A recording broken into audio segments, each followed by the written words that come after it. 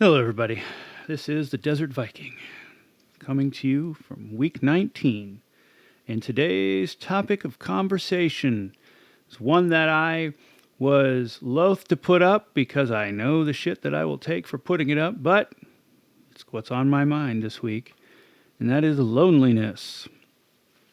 All right. So, when I started this journey 19 weeks ago, I wanted to blog, record the healing process from a situation that uh, basically destroyed me to where I finally feel like I am healed.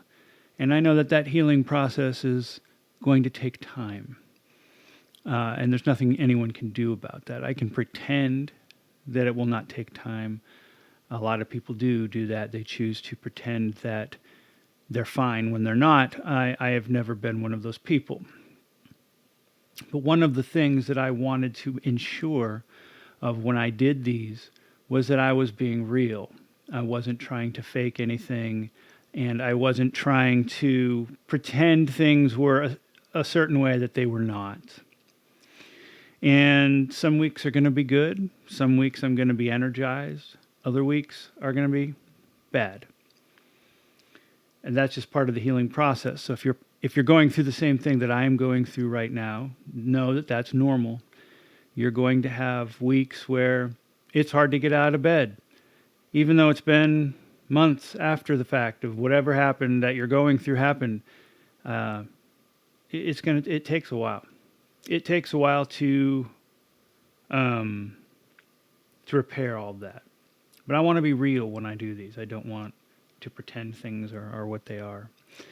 And loneliness is a word that, for men especially, is a taboo word we're not supposed to talk about. And if you talk about loneliness as a man, well, you are earmarked for nothing good. We'll just say that. So the decision to talk about loneliness comes from the fact that many men, we'll just say people, because there's women going through stuff too. Many people are going through extreme loneliness. And every year that passes, our culture and social media seem to make that more of a problem. And to avoid talking about it because I'm afraid that people will say mean things about me would make me a liar and a fraud. I, the whole point of doing this is to talk about all of the emotions that go through healing, and not just to avoid the ones that I know people are going to poop on me for. So what has caused all this discussion? Week 18 was it was a mixed bag.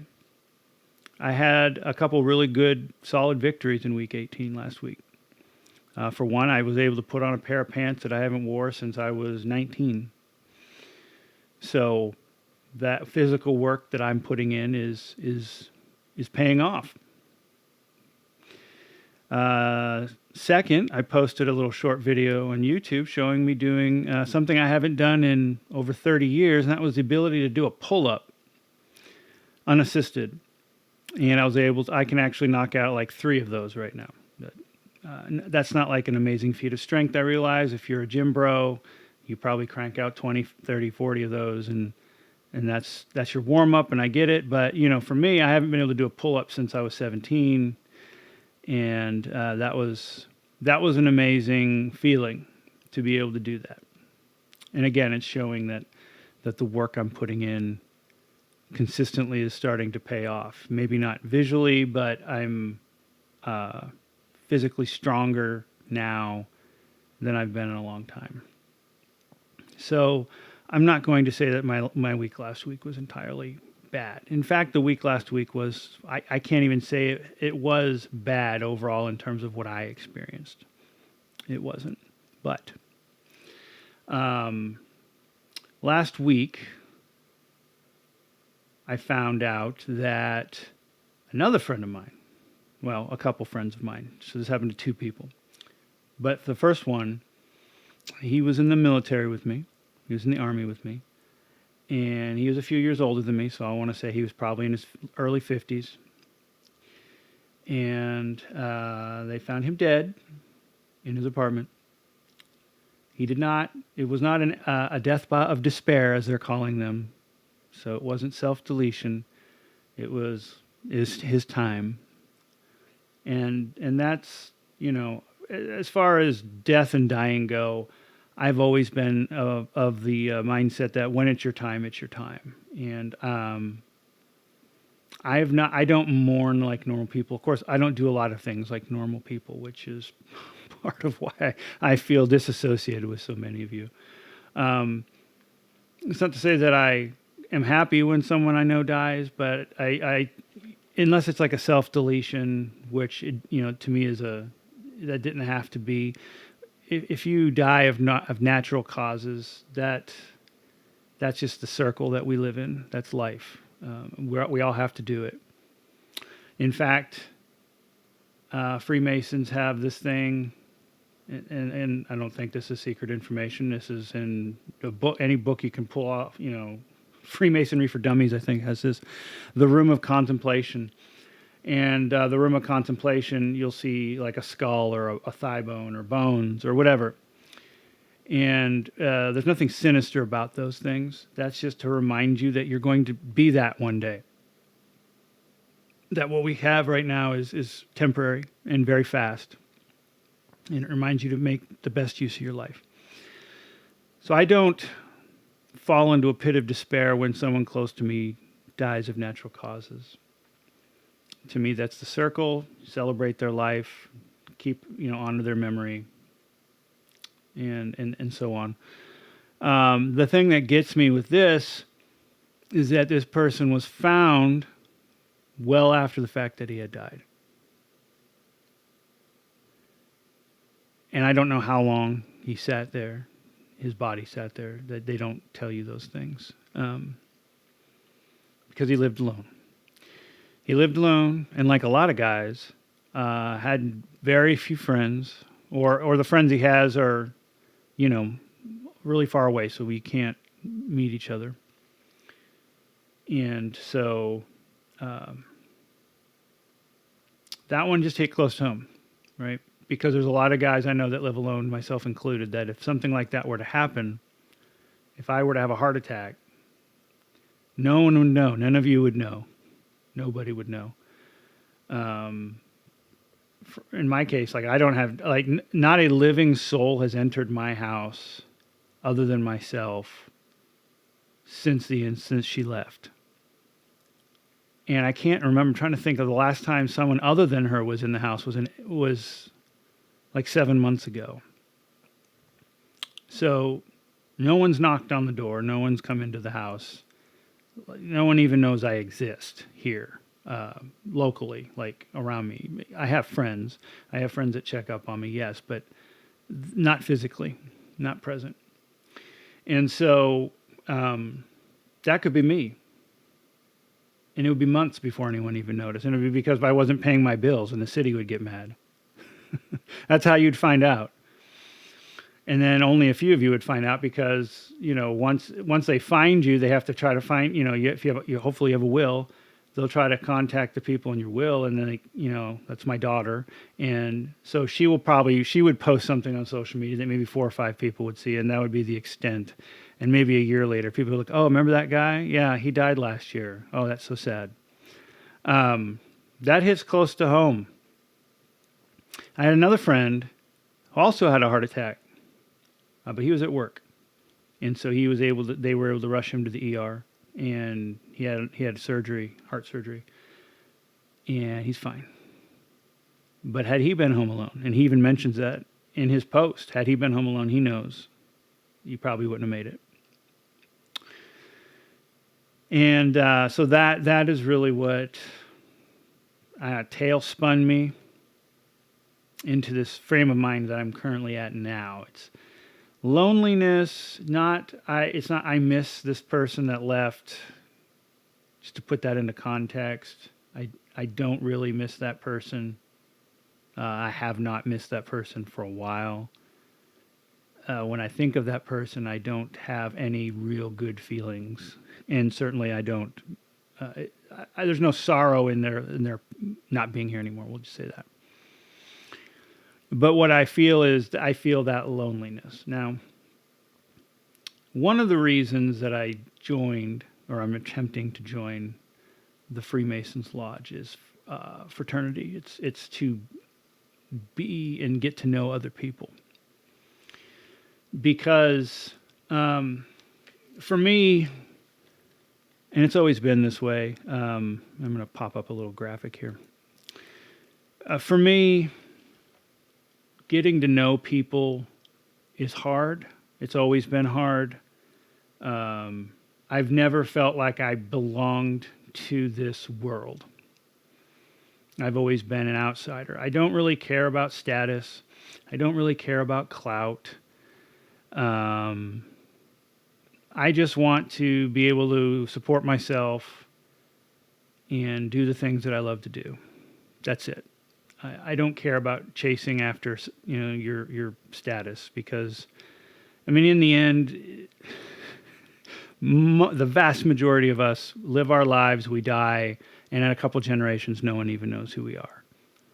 I used to be my first job, I was a caretaker at the local cemetery. I was 14. And I just remember mowing and weed whacking and, maintaining the cemetery and all of these lost tombstones that no one cared about. And a lot of them weren't even that old. A lot of them were neglected and they were maybe like 10 years old. That made an impression on me, a young me. That, most of us, we just live ordinary lives, we die. And no one remembers who we are. And that's one reason why I'm not going to be buried. Like, there will be no tombstone, there will be no memorial for me. I did not live a life, I feel, that deserves that. I don't think most of us, the vast majority of us, don't. We're very, very boring people. We think we lead exciting lives. We don't really. I'd like to change that for myself. I'd like to actually make more of a contribution to my community, etc. That's why I joined. That's another reason why I joined the Freemasons, or I'm again attempting to join the Freemasons. I have not been accepted yet, and may not be. That is a possibility that I have to definitely be aware of can happen. But I noticed all that, and it's very difficult for people like me to find connections with people like me. And in the lodge, there are people like me, so it's very it's a different experience. It's nice to be around people that I can have conversations with. Because to normal people, when you talk about philosophy or you talk about things like that, that's deemed negative, and they just don't want to deal with that. They don't want to think about stuff like that. They just want to, live their life without thinking about that stuff. So the chart I pulled up, friendship declines more pronounced amongst men. These are from studies. You may have seen similar things. This shows you the difference between men and women. And as you can see, 1990 to 2021, the number of men with 6 to 9 friends was 40% in 1990.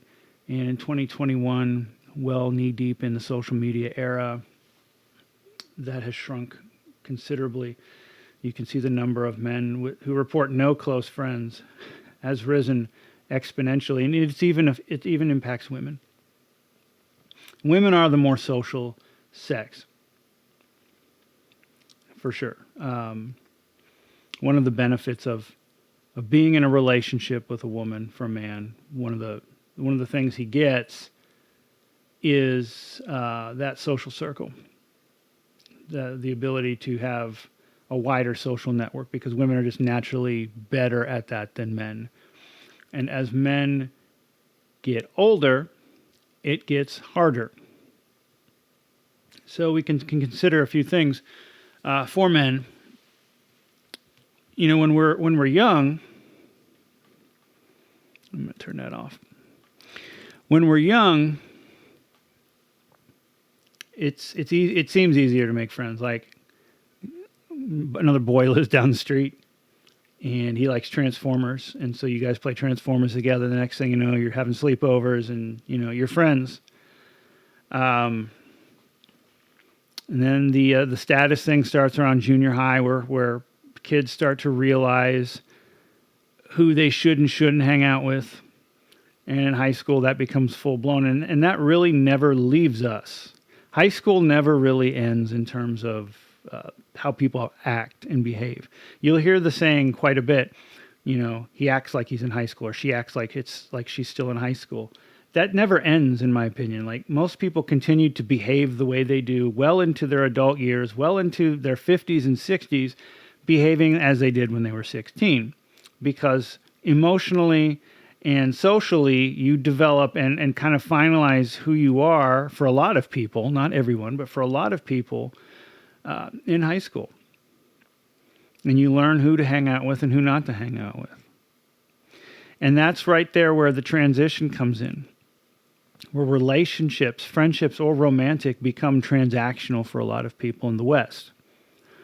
Relationships, both romantic and friendship, come with the clause or what have you that states, I am your friend, or I am your woman, or I am your guy, as long as you are providing me some type of benefit that I am gaining. Whereas when you're a kid, when you're a child and you're hanging out with your friends playing with Transformers, you don't care about if they're rich or poor. You don't care what they're offering you. You don't care what they can provide for you, what you can gain from them. You just want to be with them because you like spending time with them playing Transformers. And as we get older, it becomes, well, what do you offer me? What can you do for me? And the moment you can't do for me, I'm going to cut you out and I'm going to move on. That's the core, I feel. I feel that's the core. So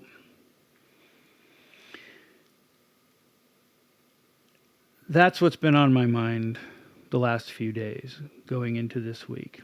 I don't even know what pillar that would belong to. Well, this isn't even a discussion about where you have to rebuild yourself, or you have to fortify your physical body. That's all great stuff, and I strongly believe in all of that, and I've been pushing for all of that, and I will continue to push for all that. But today, it's more on loneliness.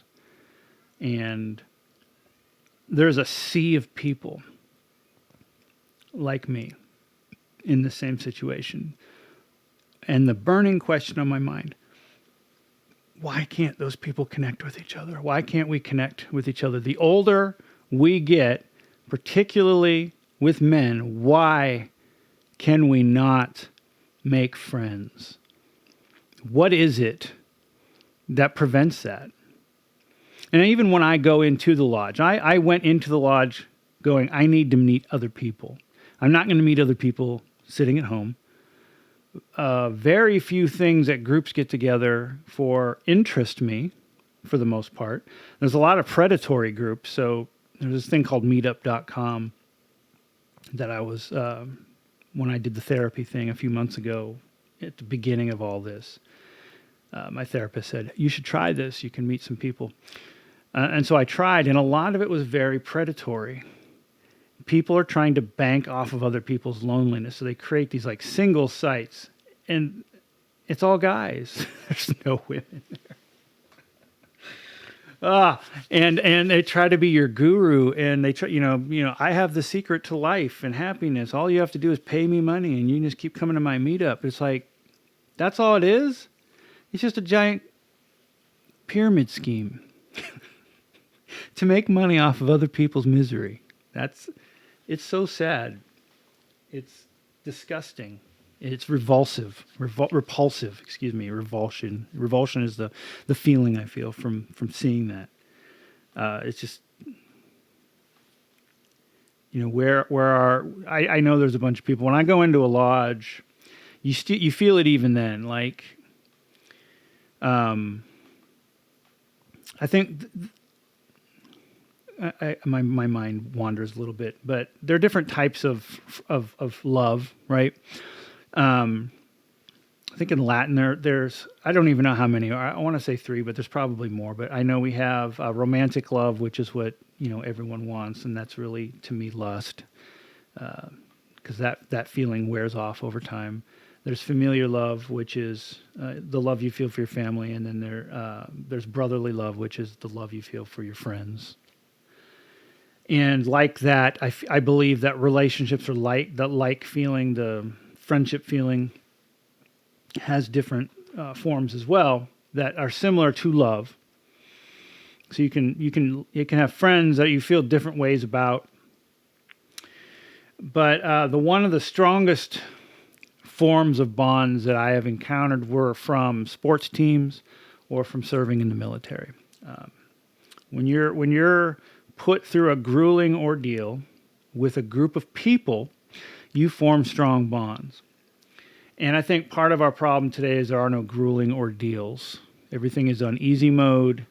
We coast through life not having to do anything other than do some stupid job that doesn't, for the most part, no one cares about. You have no purpose. And I think all of that blends into this. There's no connection because you have no purpose. There's no bonds being forged from trials and tribulations. None of that. And that's definitely something I've noticed. So when I go into a lodge, as I was alluding to earlier, I can still feel amongst these men, there's still a wall between them and other people. And so people always say, well, just go out and meet new people. That's all you got to do is just go out and meet new people.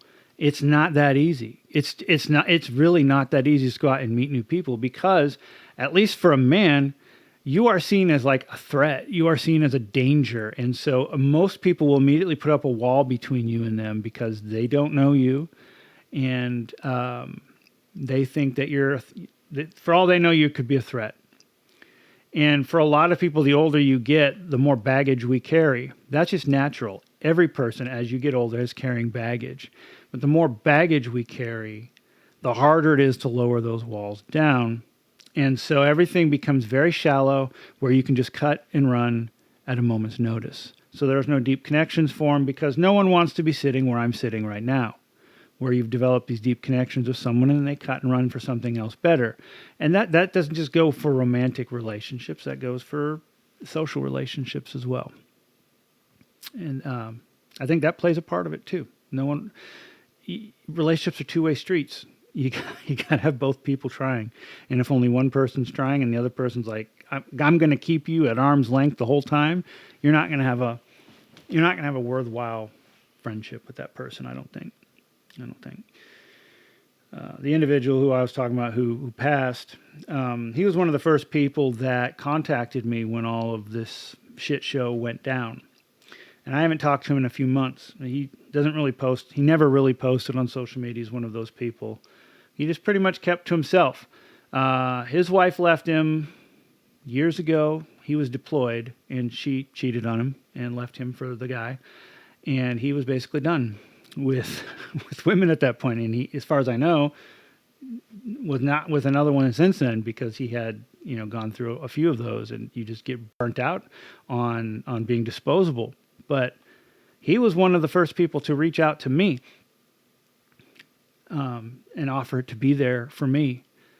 And for me to know that he had left the way he did, just natural causes, but that no one knew or cared or anything, it's just, God, I don't know. It's just what a sick world. I don't know. It does. I don't have words for it. So I guarantee you know people in the same situation. Think about them. Reach out to them. Invite them to dinner. Something. We're only on this world for a short period of time, and there's a lot of broken, hurt people that don't need to be. And it goes a long, long way to just acknowledge they exist and to say, hey, you're not invisible. I see you. You want to go out for coffee sometime and just have a talk. That goes a long, long way for a lot of people. Thank you for listening. If you have any comments, please leave them below. If you liked the video, give me a like, subscribe. I look forward to making more content in the future. We'll see where week 20 carries me. But again, I look forward to hearing what you might have to think about this particular topic. Until next time, we'll talk to you later.